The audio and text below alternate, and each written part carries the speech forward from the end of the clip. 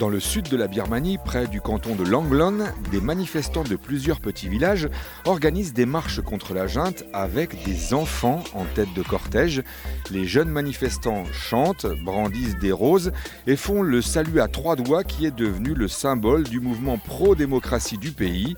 Depuis que l'armée a pris le pouvoir en Birmanie le 1er février dernier et destitué le gouvernement élu d'Aung San Suu Kyi, les forces de sécurité ont réprimé dans le sang le mouvement de protestation contre le régime militaire avec plus de 870 civils tués.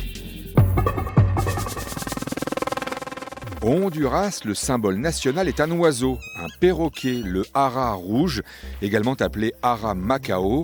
Il y a un siècle, on trouvait de grandes populations de cet oiseau multicolore, du Mexique au Costa Rica, mais il ne subsiste plus désormais que dans quelques zones forestières. Et selon l'Union internationale pour la conservation de la nature, l'ara macao est aujourd'hui une espèce en danger. Une ONG hondurienne travaille donc au repeuplement de l'ara rouge en Amérique centrale. Le projet se concentre sur la reproduction en captivité d'individus issus du commerce illégal d'animaux sauvages, leur réhabilitation, leur reproduction pour qu'ils redeviennent libres dans leur habitat d'origine. Primero vamos a trabajar con el país, vamos a trabajar en Honduras en la distribución histórica en estos 11 departamentos y después el enfoque es llevarlo a la distribución histórica local del área centroamericana. Depuis 2011, le projet a permis la reproduction d'une centaine d'aras rouges, dont 23 relâchés en 2020 et 24 qui le seront au cours de l'année 2021. Plusieurs de ces perroquets vénérés par les Mayas se sont déjà reproduits dans la nature et sans aide humaine. Pour les voitures, il existe des crash tests. Pour ces bateaux, la marine américaine procède à des tests encore plus radicaux avec des explosifs. Le porte-avions USS Gerald Ford a ainsi subi son premier test explosif dans l'océan Atlantique. Pour la marine américaine, le but est de vérifier que ces nouveaux navires sont conformes aux exigences de leur mission dans les conditions difficiles qu'ils pourraient rencontrer au combat. En Libye, l'ancien quartier général de Mouammar Kadhafi est désormais squatté par des dizaines de familles. Tombé en ruine après la chute du dictateur en 2011, Bab al-Azizia est devenu le symbole de la crise du logement à Tripoli.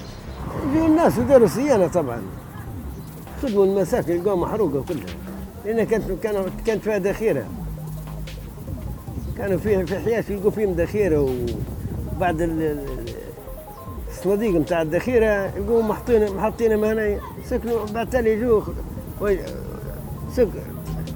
يقوم لحيات محروقات صرموا موهم وداروا لهم صيانه وسكنوا فيها.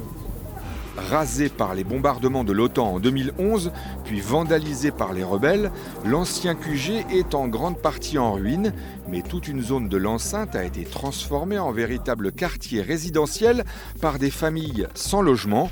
Elles vivent aujourd'hui dans des dizaines de maisonnettes, occupées auparavant par des soldats, et dans des villas réservées à l'époque aux familles des hauts gradés du régime de Mouammar Kadhafi. Il y a ceux qui aiment les animaux et puis il y a Zixiang. À Shanghai, en Chine, ce moine bouddhiste soigne près de 8000 chiens dans son temple et dans un refuge qui se trouve en dehors de la plus grande ville du pays. Zixiang recueille les animaux des rues depuis 1994. En près de 27 ans, le moine estime avoir déjà sauvé à peu près 7500 chiens. Le bouddhisme oblige les fidèles à venir en aide aux créatures dans le besoin. Le moine de 51 ans applique ce précepte à la lettre. 2 fois par semaine, il se rend à la fourrière où la police entasse les chiens des rues. Il les prend tous avec lui, soit une centaine de rescapés supplémentaires pour ses abris qui échappent ainsi à l'euthanasie.